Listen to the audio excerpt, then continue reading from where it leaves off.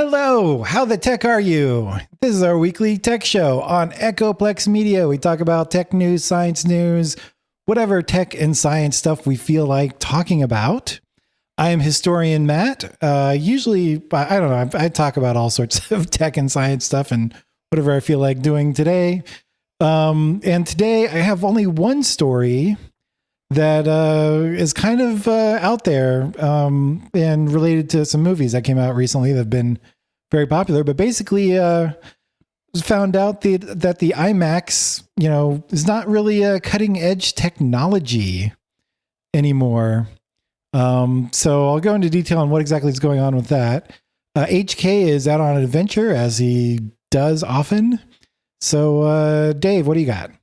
I'm Dave. I am the producer of this and I guess all of the shows here at Echoplex Media. And this is my last How the Tech Are You from this current studio. The next time I will probably have bisexual lighting behind me. If you know what that is, then you are terminally online. This week I'm going to be talking about Google ending some support for Android 4.4, which kind of shocking that they were still supporting that. We got the Stanford Internet Observatory with some bad news about Mastodon. And of course, we're going to talk about Twitter becoming X because graphic design is and has always been my passion. All right, Matt, what do you got? What do you got here? All right. Well, I'm glad, first of all, that you have more stories than I do. I was having a little trouble finding stuff. But my first story is, and only story is, IMAX is not so cutting edge technology. And what am I talking about? Well, basically, the release of the 70 millimeter IMAX version of Oppenheimer. The IMAX theaters had to, or IMAX now is basically having to emulate a Palm Pilot M130. This is the M130 was a PDA that came out in 2002. And apparently that was about the time that the IMAX projectors were developed. And people thought that it would be a really good way to actually control the projectors, use this little Palm Pilot. And that's great and all, except they're not made anymore and nobody's actually updated the IMAX projectors. So to deal with that, since they can't get these PDAs anymore, they've actually had to, set up an emulator for that Palm Pilot for the M130. And that's basically what's going on. It's kind of funny that they had to use this old hardware. And so you'd think, oh, well, that's like over 20 years old now. Why don't they just update it? And basically IMAX theaters, they're not super popular anymore. I mean, they used to be a lot more popular in the past, but people aren't going to them, for their crazy 3D and big screens anymore. So they really don't have the money or kind of the incentive to actually update it. So they're just going to sit here and emulate a 20-year-old PDA to run these movies from now on. What do you think, Dave? I'm curious, is it connected to the system wirelessly, or is there like also some like obscure cable that they have to keep buying on eBay and find some adapter to plug it into whatever they're emulating? Yeah, I'm not sure. I'm guessing it's wirelessly connected. Man, I can't imagine if it was wired because they don't have the PDAs anymore. They're using like right. That's what I'm thinking is like there's tablet or something. I mean, have you ever had to track down like an obscure cable? I mean, I have in the past. Yeah, it's not fun. imagine if like your theater showing of Oppenheimer depended on you finding a USB to Palm Pilot adapter for your emulator. Oh man. So yeah, that's why I have this really big like box, like crate thing. Every person just cables, like every cable. Like when I stop using the hardware that went with the cable, I keep the cable. Throughout the other hardware, always keep the cable. And it's nice to have that too, in case your friend has some obscure device and you're like, oh, what's the volts and amps? Yeah, really. And you go like because I used to do this. And I'll do it again when I move. I used to have them all like wound up and kind of separated by type, like wall warts and laptop type power adapters and stuff. But it got all fucked up during this last move because the last move was sometimes when you move, it's not as organized as you'd like it to be. I think that the other problem maybe with IMAX though is that the regular projection has also kind of come a long way, and so like the screens aren't as big as IMAX, but like, you know, I went to a movie theater like right before COVID, and I was like, whoa. I was like, because I'm not really a movie person. I was like, the picture's like a lot sharper, and there's like a lot more contrast. And I feel like maybe one of the reasons IMAX isn't so popular is that the experience at just your regular theater has improved. Yeah, I think that's a big difference. IMAX used to be the place you go for the good 3D, but now like all the theaters have some 3D type stuff set up. So it's just like a bigger screen maybe, and sound system is the only draw for it. Even the sound at just the regular movie theater, it was pretty good. Yeah. I do remember the sound, back in the day, that sometimes the sound, you could be like, oh, there's blown speakers and stuff in here. I feel like, maybe the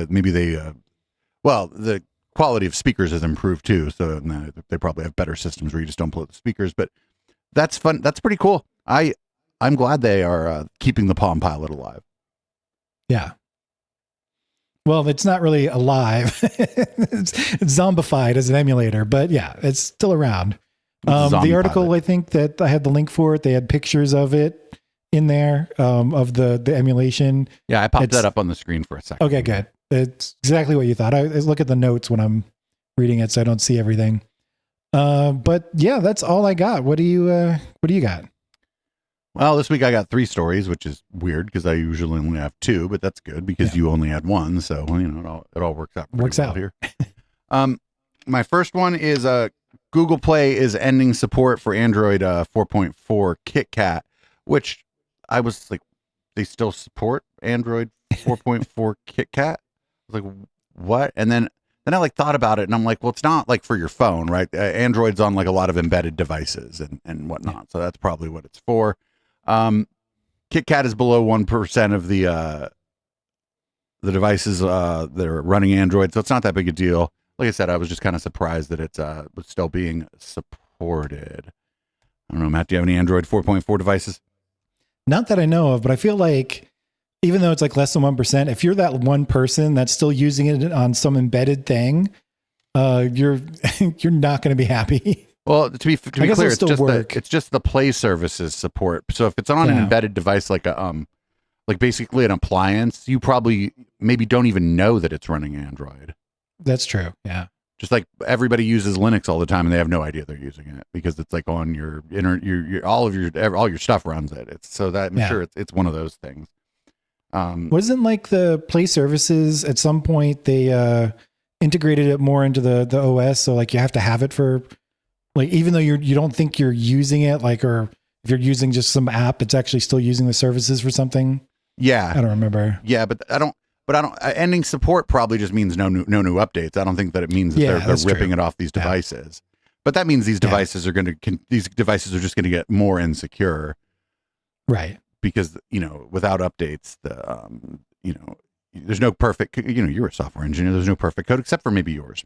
If they should write it all in Lisp or whatever. That's right. One of the things they did with Play services that's actually really smart though, is they're able to update some like components of the underlying operating system via updates of Play services, so that even if your vendor doesn't update the OS, they're able to patch some security stuff that way. So that's actually pretty smart. That might have been one of the things that you heard about, and that's why it's more deeply. It has to be obviously more deeply integrated into the operating system for that to be the case. Right. Yeah. So my next story, not great. The Internet Observatory they did a scan of Mastodon servers, of the 25 most popular Mastodon servers, and found over 100 instances of CSAM, as child sexual abuse material. They scanned the 25 most popular in Mastodon instances, found over 100 images or videos across 325,000 posts, over 700 related hashtags, and over 1,000 posts pointing to CSAM on other websites. Here's a quote from David Teal, no relation, I hope. He's one of the researchers. He said, "We got more photo DNA hits in a 2-day period than we've probably had in our entire history of our organization of doing any kind of social media analysis, and it's not even close." David Teal, one of the researchers, said in a statement to the Washington Post, a lot of it is just a result of what seems to be a lack of tooling that centralized media platforms use to address child safety concerns. Yeah. Um, Yeah, I think that's kind of a problem with federated, open source and federated systems. They often don't have the money or power to like do the scans necessary, right? To root out that sort of thing. I think, oh, God. What? Go ahead. I was going to say, what they do with the federated service right now is like, they just basically say, don't post this stuff. And if they see you do it, you'll get kicked off. And that's assuming that the server is, a good server, right? If that makes sense. You'll get kicked off, and hopefully the person who runs the server contacts law enforcement. Yeah. Yeah. There's, so the way I looked into this a little bit for another thing we were covering, because we talked a lot about QAnon on our other shows. And so this stuff comes up a lot in those discussions. And so I looked it up and I was like, are people looking through this stuff and have to sit there and look at this stuff all day? No, that's actually just hashes of the images, and they use machine learning to find them. And the researchers are rarely, if ever, exposed to the imagery. So that's at least good. Right. Because you don't want these researchers being exposed to this imagery. They'll quit. And then there won't be people doing research on this kind of stuff. It is bad, but I feel like if there are tools that can kind of look for the hashes and look for the signatures of these images, I feel like the Mastodon community can probably implement this, and finding this out, they should. Yeah. So hopefully, the scans, they notify those servers, and it'll be interesting to see what happens if they notify all the servers about these bad actors, and if they actually get kicked off and scan later and it's greatly improved or not. I imagine that the server operators were notified. There was some mention of it in the article, and one of the server operators did like get rid of the people, but they talked to him, and he said, I do this in my spare time. Yeah. He's like, this is a big responsibility. He seemed pretty cool. He was like, grateful that they brought this to his attention, and clearly didn't want this stuff on his server. Right. But you're right. That's going to be one of the problems, because my name's technically on a Mastodon server. I'm one of the admins for it. And if somebody's posting something like that right now, I would have no fucking way to know. Yeah. I don't know if I'm on that server as a moderator or not, but, or an admin, but, I'm real bad on the Mastodon thing, because, I have, so many people that I'm following that I can't even go to like any of the streams, it's just blurring with stuff going. I would never see it. So, I don't know what to say. Well, hopefully they get this worked out, because I do like Mastodon. I'll cop to not using it as much, and certainly not spending as much time as I should, maybe taking a look around our own server for moderation purposes. But also, I looked at the user list, and I think we know almost everybody on there. I think we do. Either through like the Twitch community, or like some of them are clearly friends of HK's. Some of them are clearly my friends. Yeah. There's only a few randoms on there who I don't like, at least look familiar to me, but it's like some of them, they have names like that could be a friend, or it might be somebody random, you don't know, right? But I use Mastodon pretty regularly. I set up a scheduler for posting. I did accidentally run it out when I went on vacation for a while. I just couldn't keep up. It takes me a while to update the scheduler, but then I do it like for a whole week. But I'm back up and running. I got a good number of followers now, so I use it regularly. It's been my best social network so far for me. Yeah, in terms of just reach and everything. And a lot of people are kind of passionate about it and care about it. That's what I noticed when I first got there. Was like when everybody started joining, basically when the first time, basically the first wave, and that's right when we put up our server was right after the first wave, basically, of people leaving Twitter, or people talking about how they had to get off Twitter. And one of the things I noticed is that there were just a lot of people on there who were real passionate about the community, and sort of like, here's how things work here. It's different than Twitter. Please don't snipe at people. We don't have quote tweets because we don't want to be dogpiling people here. We're here to have good conversations and learn things. And I was like, whoa. And I just saw so many of those posts. I was like, this is different. And there's so many people that seem to care about the service. And I just hope that maybe this particular instance was just a bad time where moderators were asleep at the wheel. But if this continues to happen, this service is going to get the reputation. Yeah. And if you get that reputation, your service is cooked. Nobody's going to want to be on the CSAM website, even if their friend runs the server. True. So we got one last thing, and graphic design is my passion, and that's why I took a screenshot of the new logo for X, which is what Twitter used to be. Yeah. I just saw it. I was checking out some of my posts and realized that the logo changed on the website already. And okay.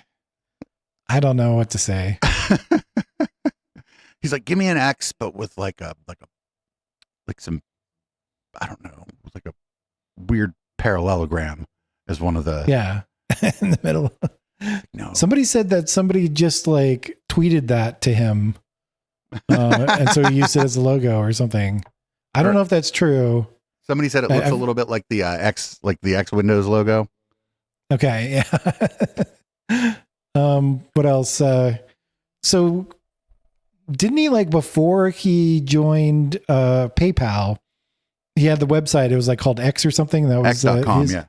Okay. So is that basically he's trying to bring that back with Twitter? Mm-hmm. Okay. So he wanted to rebrand PayPal as X.com, and he leaned so hard into that the board kicked him out as CEO at PayPal and replaced him with a equally ghoulish Peter Thiel. Yeah. And now they're friendos because they're both monsters. Yeah, pretty much. So this is going to be interesting because people are going to be like, I was on X the other day, and I'd be like, I didn't know you did ecstasy. They're like, no, the website. And then people are like, X.com sounds like it would be a pornography website. So yes, definitely. And I'm surprised it isn't. Yeah. I mean, nudity is allowed on Twitter, but that's still not a pornography website. It's just I saw it and I was like, this is the ugliest that why, like, whatever. Yeah. I don't know. I'm starting to feel like he bought this thing just to destroy it. Right. It does seem like it. Because this is the only place in the world where people could clap back at him, basically. Right. And so he bought it to destroy it. Who knows, though? Maybe this change will be for the better. Or maybe we'll just see another giant exodus of people. Because now that, like, say what you want, the bird logo was kind of cute, right? Like, getting rid of that bird logo was really stupid. Yeah. It was a good logo. Yeah. It was simple. For that service. Simple. They've got rid of the logo, changed it to Next, but they haven't changed the name of Twitter yet. It's still Twitter. So now it just doesn't make any sense. Oh, it's going to be, he has the domain X.com. I think he's probably going to switch it over. I think he's probably going to switch it. Yeah, Twitter's probably going to redirect to X.com. Yeah. This is all really Isn't he going to like start doing payment services on it or something? Yeah, that's what I want is for Elon Musk to have my credit card information. That's right. I won't use, like people are like, when I was like, some like, I'd be like, if you pay for, I'll pay for half of delivery or whatever. And then somebody would be like, oh, just send me the money on Facebook. I'd be like, I'll send you the money any other way. Exactly. That's kind of how I am with PayPal. But that's a whole other issue. Oh, really? Because strangely enough, that's one of the ones I trust. I've been using PayPal for like business for such a long time. Yeah. Like I understand how it works. And if something goes wrong, I know like what to say. Yeah. When you call them. Fair enough. I've been apparently banned for life from PayPal. Oh, that's weird. Yeah. That's not weird. really that's because back when I was, back in the day, I was doing crypto sales, but this was like way back in the day, and they didn't actually have anything in their terms of service, whether or not to do it. But most people thought that they wouldn't like it, but we did it. So we did it anyways. And then I thought, oh, they're just going to tell me not to do it anymore. And I'll be like, okay, I won't do it anymore. And like, nope, permanent ban. Now they sell crypto on there. Yep, they do. The one that's and I know this is a little off topic, and we'll end this show pretty soon. The one that's pissing me off now is Venmo. Even though I've basically not used it, like, I don't use it. Like I think I've sent Chip $50 once or something on there. They're like trying to require me to get a business account. Why? I don't know. I emailed them. I'm like, why are you asking me to get a business account? I'm not even doing personal business on Venmo. I just have it in case this is how someone wants to pay me. I think it might be because my it looks like a media company.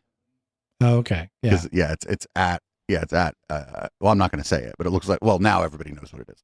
Anyway, you don't request money from me on Venmo because you can't scam me on there, because I can't even connect my bank account to it now because they want me to get a business account. I'm not going to show my Venmo info, but before I moved, I sold a bunch of stuff, and some of the people that I sold stuff to, they paid with Venmo, and I just realized recently that I still had most of that money in Venmo, so I've been trying to pay it out because it's almost like free money, found money. Yeah. I've been selling some stuff too, because I don't need I got rid of a bunch of audio equipment, right? Because I just don't need it. People have been paying cash. Nice. Or Zelle. I really like Zelle because it just shows up in your bank account right now. I don't really like sending stuff in Zelle, but I have a lot of stuff that a lot of places require Zelle. So if you're sending it, the thing I don't like about Zelle is the first time you send, you're like, oh, this better be the right person. Exactly. That's my issue. So it's not real clear that you're connected to the person you want to connect to, but I haven't had any issues sending it to the wrong person. My big thing was I pay rent through Zelle. That's a big check to send, especially the first time. Am I sending it to the right person? Right, Did I get the email this right? This cannot be refunded. They tell you that. Yes. Yeah. But the thing is though, when the first few times I did it, I couldn't actually send the entire rent check. I had to do it in 2 different payments because there was a limit. Now that's changed. I have a little higher limit, but I don't remember. So that helped a little bit. I don't remember what the limit is for me. I think mine just jumped because I've been using it more. But yeah. Anyway, we're way off topic. We should probably close this show out. Seeing as I wasn't here last week, I'll go ahead and read the show out. This has been payment processing talk with Dave and Matt. We try to do this show every week and put it up every Wednesday. You can find our other shows at echoplexmedia.com. And if you're interested in supporting this project, there's a bunch of different ways to do it. Just go to echoplexmedia.com and click the support tab, and find us on Twitch. It's twitch.tv/echoplexmedia. The content is not like this, but I don't know. Maybe you like me and you'll like the content. Have a great tech week.